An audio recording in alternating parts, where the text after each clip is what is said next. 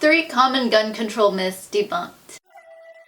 Yes, please! Number 3. Gun bans are effective in other countries. When gun control is argued, many try to bring up examples in other countries to suggest that gun control necessarily brings down the crime rate. The problem with this argument is that when people compare countries, they do not compare them proportionately, but instead frame the situation in a manner that deceives others as to causation. For example, one of the most commonly referred to countries is Australia, as Australia enacted a uniform approach to firearms regulation at the federal level, applying bans across all territories with the Firearms Act of 1996. This act, along with other acts and regulations, essentially banned most firearms for private possession and required those who still had firearms, such as simple shotguns and rifles, to pass the screening and awaiting period. Self-defense with guns was also essentially banned with this act, as the possession of a firearm for self-defense purposes is reason for denial of an Australian firearms permit. Australia's denial of the individual right to guns and self-defense might appear at first to be something remarkable, as their homicide rate declined to 1 in 100,000 in 2017. However, this statistical significance is diminished when put into context for comparison. First, Australia's violent crime rate was already on the decline, with a firearm declination of 3% annually for years before the ban, meaning that other factors were influencing the change. Second, when comparing Australia to the United States, the population size and nature of legal differences must be accurately accounted for. Australia is a country of about 24 million people. The United States population is over 320 million. To make an apt comparison for questioning the efficacy of gun control, one must consider that Australia has a smaller total population and uniform federal gun law restrictions, unlike the 50 states. To make a proper analysis, one should compare the states in the US with the most gun freedom with Australia's population. If one counts the population in America's most pro-gun states up to Australian population count, and then compares the homicide rate, a clarity will emerge that demonstrates a negligible difference. In Australia, across 24 million people, there is approximately 1 homicide per 100,000.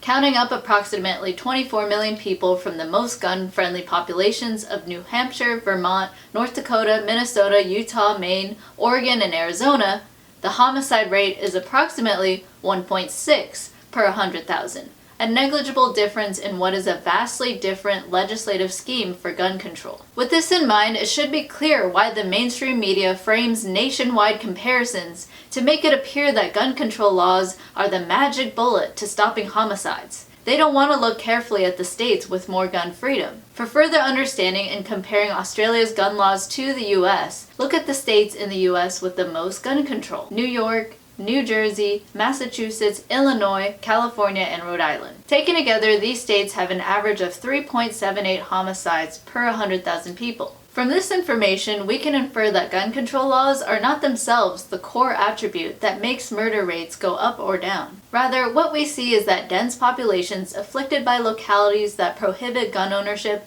and self-defense can be a possible factor in the equation. And, looking closer to localities, this holds true when narrowing in where the higher murder rates are coming from. In 2014, the Crime Prevention Research Center reported that just 1% of the counties in the United States with 19% of the population held 37% of the murders.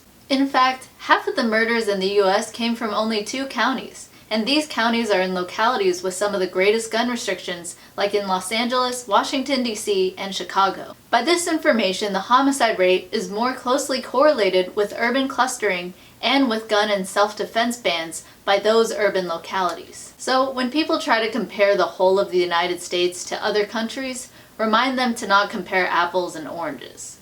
Number 2. Homicide can be stopped by banning assault rifles. People often try to suggest that a certain type of gun should be banned because it seems scary without looking at other types of accepted harms. For example, many try to suggest that certain guns that are black and have scopes should be banned because they can shoot a lot of people. These guns are often incorrectly labeled as assault rifles, when they are just semi-automatic rifles. Assault means selective fire with the ability to go automatic, and automatics have been generally illegal to make and purchase in the US since 1986. So people often argue to ban semi-automatic rifles in the Armalite rifle style, AR for short, without any meaningful analysis as to what guns are used for crime.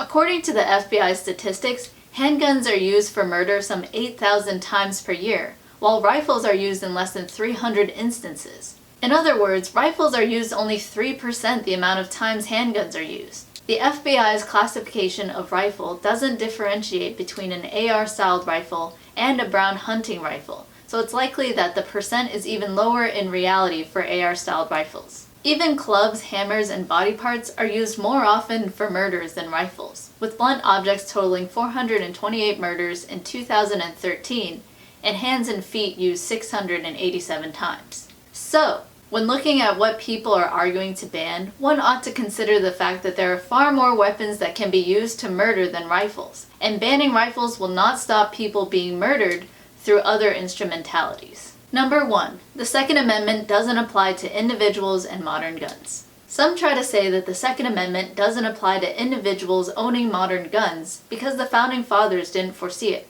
Hypocritically, these same people argue this using their freedom of speech via the internet, which also didn't exist at America's founding. The reality is that the Second Amendment was always about the individual right to self-defense, which has already been settled case law from the United States Supreme Court cases of D.C. versus Heller and from McDonald versus Chicago. Justice Scalia noted in Heller that it was clearly an individual right having nothing whatever to do with service in a militia, on the basis of both text and history, that the Second Amendment conferred an individual right to keep and bear arms. Justice Alito noted in the McDonald case that gun rights were fundamentally about resisting government, saying, as we noted in Heller, King George III's attempt to disarm the colonists in the 1760s and 1770s provoked polemical reactions by Americans invoking their rights as Englishmen to keep and bear arms. This understanding persisted in the years immediately following the ratification of the Bill of Rights.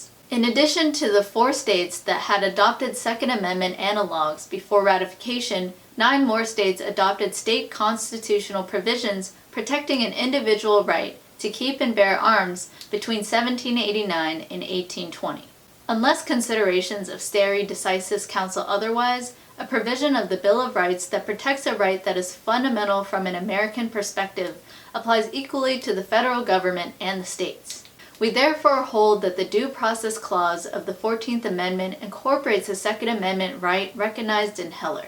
With this in mind, it is important to see that the right to keep and bear arms is a fundamental human right, one that must be held first and foremost as a defense against government. As the right to bear arms must be maintained with the ability to resist government, military-grade weapons cannot be peremptorily kept out of the hands of individuals, as it is violative of their fundamental rights. Defend yourself. Don't become another statistic. Thank you for watching and for supporting my work, and a special thank you to my fiduciaries, the Asian capitalists. To help choose the next video I produce, join my Patreon page at the Philosopher's Boba Tea level. See you soon! Yes, freeze!